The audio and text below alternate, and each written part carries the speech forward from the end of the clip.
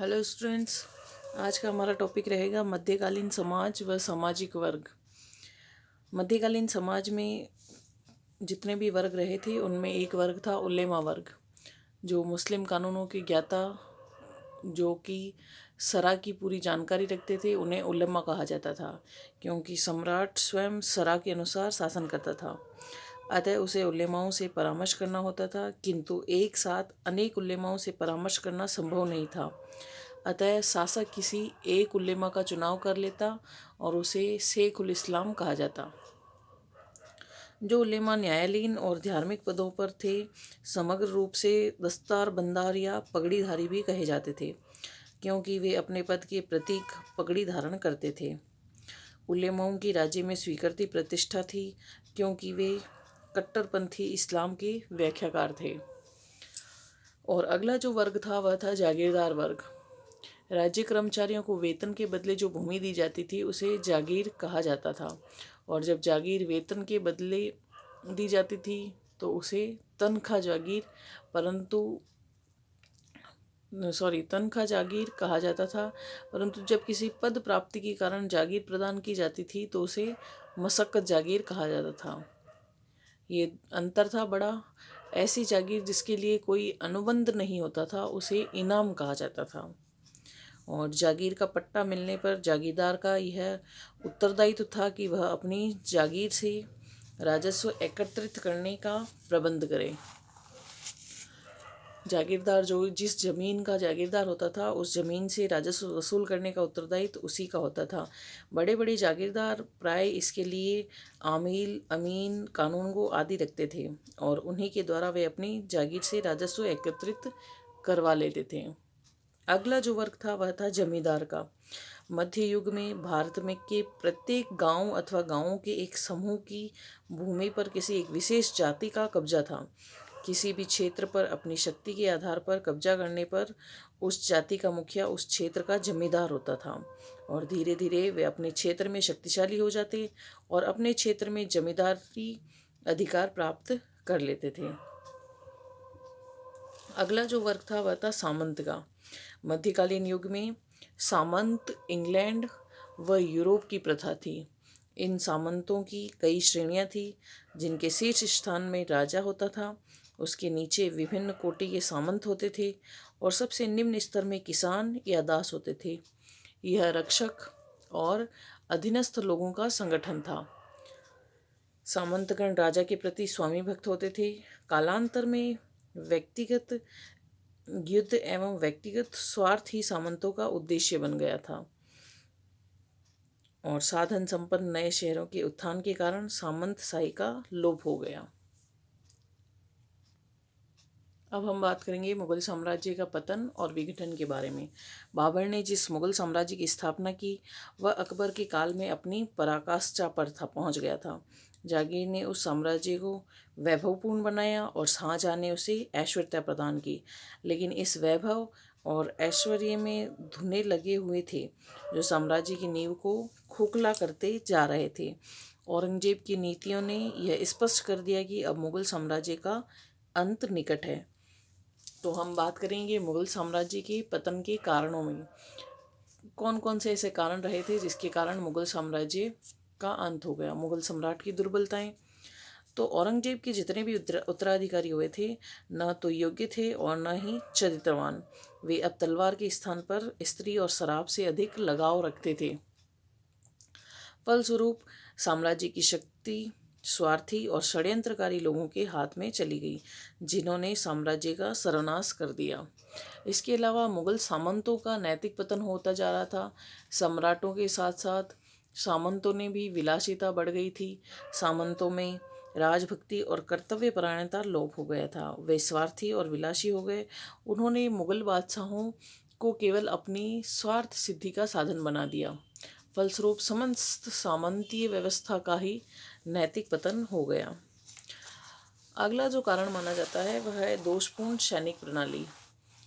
मुगल सेना का मौलिक संगठन दोषपूर्ण था। इसकी अलग अलग टुकड़ियां अलग अलग मनसबदारों द्वारा भर्ती की जाती थी और वे उसी की देख रेख में कार्य करती थी। सैनिकों को शाही खजाने से वेतन न मिलकर मनसबदारों द्वारा चुकाया जाता था, अतः सम्राट और सिपाही में कोई सीधा संबंध नहीं रहता था, जिसके फलस्वरूप मुगल सेना का पतन हो गया। अगला जो कारण माना जाता है वह है मुगलों की आर्थिक स्थिति। अकबर ने जिस पक्षपात रहित नीति का अवलंबन किया था, उससे देश समृद्ध हुआ और सरकार की आय में वृद्धि हुई थी। किंतु उसके जो उत्तराधिकारी रहे थे और उन्होंने अपने शासनकाल में आर्थिक ढांचा बिल्कुल बिगाड़ने लग गया था। सरकार ने उत्पादकों पर कर का इतना बोझ लाद दिया कि उससे वे बिल्कुल दब गए। औरंगजेब तथा उसके उत्तराधिकारियों के काल में तो यह प्रथा लगभग समाप्त कर दी गई और उसके स्थान पर ठेकेदारी प्रथा जारी कर दी गई, जिससे किसानों का शोषण भी हुआ और सरकारी आय में भी कमी आई। तो मुगलों की जो आर्थिक स्थिति थी उससे मुगल साम्राज्य का राजकोष रिक्त होता गया। इसके अलावा जो उत्तराधिकारियों का नियम था उसमें कोई निश्चित नियम न होने के कारण, नियमों के अभाव होने के कारण सामान्यतः गृह युद्ध चलते रहते थे और मुगल काल में उत्तराधिकारी संघर्षों के कारण न केवल साम्राज्य की शक्ति क्षीण हुई बल्कि साम्राज्य की नींवें ही खोखली हो गई, जिस पर हल्का सा प्रहार कर इसे ध्वस्त किया जा सकता था। इसके अलावा मुगलों की आर्थिक व सामाजिक स्थिति भी अत्यंत शोचनीय थी। मध्यकालीन आर्थिक व सामाजिक स्थिति मुगलों के पतन का मूल कारण मानी जाती है। मुगल बादशाह उद्योग धंधों व व्यापार विकास की ओर कोई ध्यान नहीं देते थे और इस कारण मुगल साम्राज्य के विकास की गति अत्यंत धीमी रही। इसके अलावा ज़्यादातर इतिहासकारों का मानना है कि औरंगजेब की नीतियों के कारण ही मुगल साम्राज्य का पतन हुआ। तो अब हम बात करेंगे औरंगजेब की नीतियों के बारे में। औरंगजेब की धर्मांधता, उसकी धार्मिक नीति, यानी औरंगजेब एक कट्टर सुन्नी और धर्मांध शासक था। वह अपने आप को केवल सुन्नी मुसलमानों का बादशाह मानता था। फलस्वरूप उसने देश में कुरान द्वारा निर्देशित नियम बनाए और लोगों को इन नियमों का पालन करने के लिए बाध्य किया। भारत को इस्लामी राज्य में परिवर्तित करने की प्रबल इच्छा के कारण उसे गैर मुसलमानों को इस्लाम धर्म में दीक्षित कराने का एक सुनियोजित अभियान छेड़ना पड़ा और परिणाम स्वरूप पूरे मुगल साम्राज्य में धार्मिक सहिष्णुता फैलने लगी। इसके अलावा औरंगजेब के प्रशासन में अगर दोषों की बात की जाए तो औरंगजेब ने अपने शासनकाल में एक तंत्रीय शासन व्यवस्था स्थापित की। ऐसी शासन व्यवस्था सम्राट की योग्यता पर निर्भर करती है। जब तक औरंगजेब में शारीरिक योग्यता बनी रही थी तब तक सब कुछ ठीक चल रहा था, लेकिन जैसे जैसे समय बीतता गया प्रशासन की बागडोर उसके हाथों से निकलकर भ्रष्ट अधिकारियों के हाथों में चली गई और जिससे प्रशासन में भ्रष्टाचार उत्पन्न हो गया। इसके अलावा औरंगजेब की दक्षिण नीति को भी अहम माना जाता है मुगल साम्राज्य के पतन में, क्योंकि औरंगजेब ने अपने शासनकाल के 25 वर्ष दक्षिण के युद्धों में ही व्यतीत किए। प्रारंभ में उसने बीजापुर व गोलकुंडा को नष्ट किया क्योंकि वे राज्य शिया अनुयायी थे और इसके पश्चात उसने मराठा शक्ति को नष्ट करने का प्रयास किया। परिणाम स्वरूप उत्तर भारत में विद्रोह होने लगे।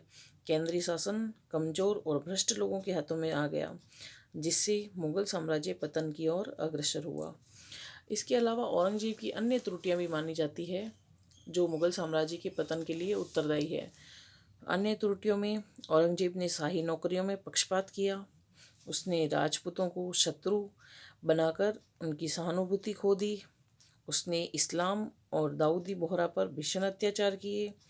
अपने लक्ष्य को प्राप्त करने के लिए निम्नतम साधन अपनाता था और जिसके परिणाम स्वरूप मुगल साम्राज्य पतन की ओर उन्मुख हुआ।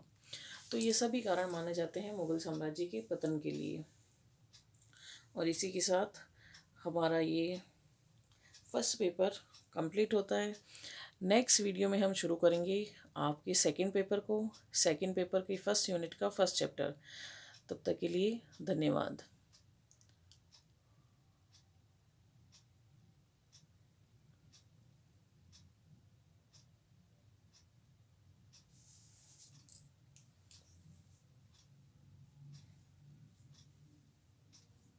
Mushroom, can